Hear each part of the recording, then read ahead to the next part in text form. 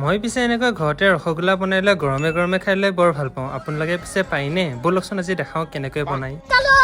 ঘৰৰে গেছ বা জুই এটুকুৰা জ্বলাইলে তাতে এটা বাচন বহাই লৈ তাতে অলপ গাখীৰ গৰম হ'বলৈ এৰি দিয়ক। এইফালে গাখীৰ গৰম হয় মানে মই ঘৰৰে নেমু এটা ছিঙি আনিলে এটা সৰু সুৰাকে টুকুৰা কৰি ললো। যদি মোৰ জেগাত ছোৱালী হ'লহেঁতেন এতিয়ালৈকে নেমু টুকুৰা হয়তো মুখৰ ভিতৰত থাকিলেহেঁতেন, কাৰণ ছোৱালী মানে টেঙা বৰ ভাল পায় নহয় জানো? পিছে ছোৱালীবোৰে কোৱাচোন তোমালোকে টেঙা ভাল পোৱা নে ৰসগোল্লা ভাল পোৱা? এতিয়া গাখীৰৰ চানাখিনি ঠাণ্ডা হ'বলৈ অলপ টাইম এৰি দিলো। 2000 years later. ধুনীয়াকে হাত দুখন চাবোনে ধুই লোৱাৰ পাছত এই যোনখিনি চানা ওলাই গৈছিলে সেইখিনি ধুনীয়াকৈ এনেকে হাতেৰে মুঠিবলৈ আৰম্ভ কৰা। প্ৰায় 10-15 মিনিট সময় ধৰি লৈ ইয়াক মুঠি হোৱাৰ পাছত এতিয়া গুটি বনাবলৈ আৰম্ভ কৰা। যাতে এনেকে বনাবা যাতে গুটিকেইটা ভাঙি নাযায় কিন্তু দেই।